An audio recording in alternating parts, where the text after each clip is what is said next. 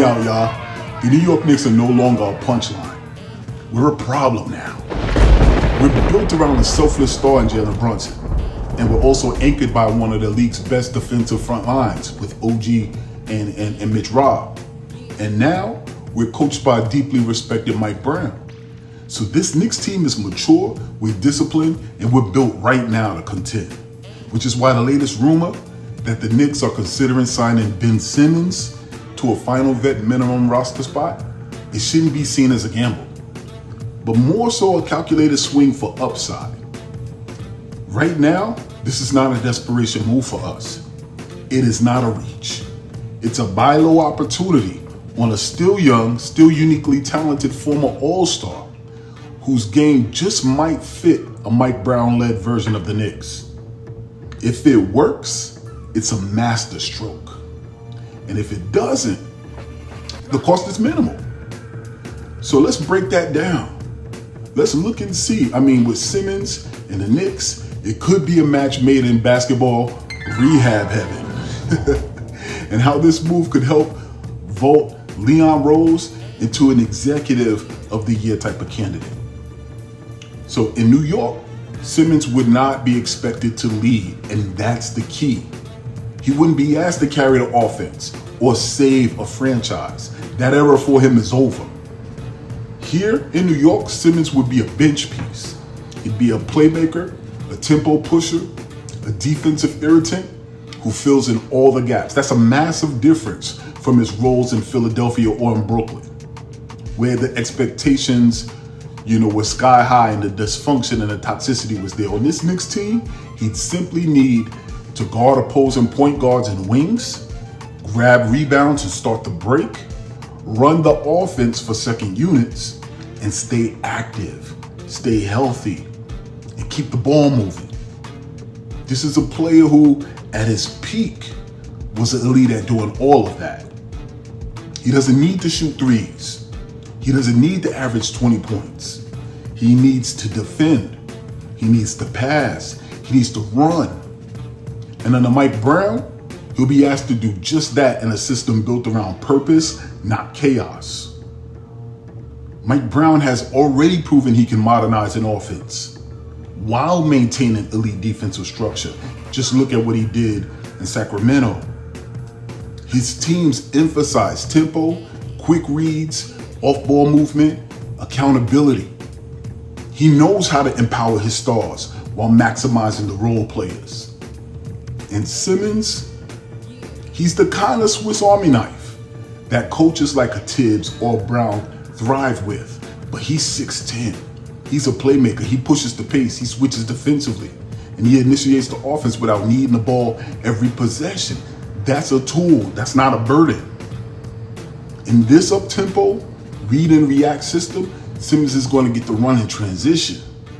He's going to get the play out of the short roll. He's going to get to use his size and vision without being asked to do things he's not comfortable with. Mike Brown will keep it simple, and that's exactly what Simmons needs. Besides, the Knicks roster has the infrastructure to protect and empower him.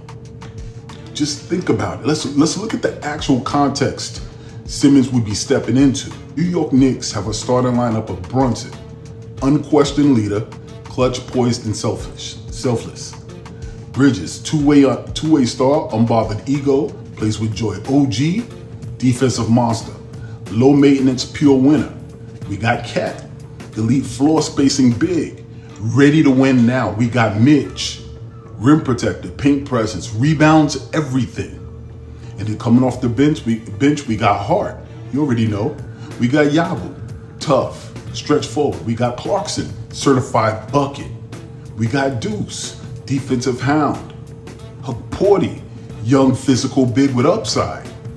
And now in that stew, add a little bit of Ben Simmons to that second unit, and suddenly you have versatility. Simmons can push the pace next to Clarkson. He can guard multiple positions alongside Hart. He can even share the court with Yabusele and Hukporti in defensive-minded lineups. More importantly, he's surrounded by mentally strong, unselfish guys who aren't going to throw him under the bus, the moment he starts to struggle. They've been through wars. They've seen criticism. They know how to block it out. If Simmons plays hard, he'll be embraced, not scrutinized here. We as a fan base have evolved, and we're ready to cheer for redemption. So to me, it sounds strange, but it's true. Madison Square Garden is now one of the most forgiving basketball environments in the NBA. And why? Because we as Knicks fans, we finally tasted sustained success. We've seen what happens when a team is built the right way. From Brunson's arrival to Anunoby's defensive impact to Hart's hustle. This fan base doesn't demand superstardom. They demand effort and they demand accountability. If Simmons checks into a game, grabs 6 boards, deflects passes, plays smart, outlet reads, defends the other team's lead guard, he's gonna hear the cheers. We're gonna get behind him. There'll be no sarcastic groans, no eye rolls, no hostility. Not if he works. And if Simmons has a down night, Brunson, Hart, Mike Brown will be the ones answering the questions. The team's hierarchy here is clear. Simmons won't be on the front line.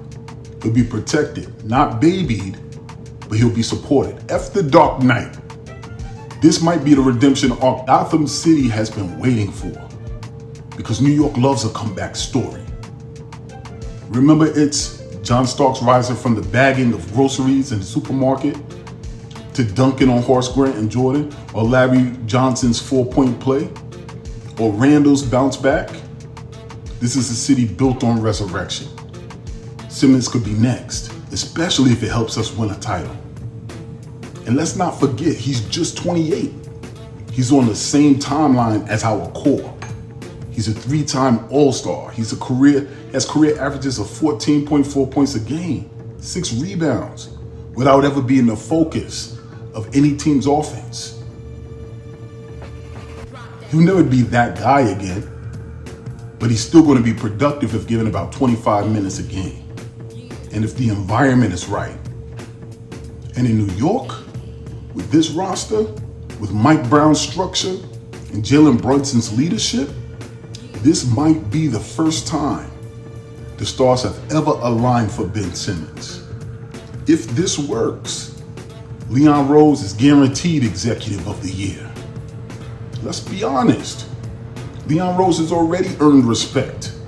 He turned a laughingstock into a contender. He built Villanova core around a 2nd-round pick turned superstar in Brunson. And he's acquired Towns, Bridges, and Anunoby without sacrificing the future. But if he turns Ben Simmons into a vet minimum, into a functional contributing rotation piece on a 55-plus win team, that's visionary. That's visionary front office work. Executive of the Year isn't just about splashy moves. It's about value. It's about team building. It's about seeing what others can't or won't. Simmons could end up being one of the moves that GMs look back in hindsight and envy. We could have had him for nothing and we didn't leap on it. That's the type of win that gets Leon Rose that hardware. Ben Simmons doesn't need to be saved. He needs clarity. He needs support. He needs structure. The Knicks are offering all 3, plus an elite point guard in Jalen Brunson, a genius defensive coach in Mike Brown, and a fan base that's hungry to cheer for him, not against him. If he wants it, this is his shot. If it works, Ben Simmons gets his redemption.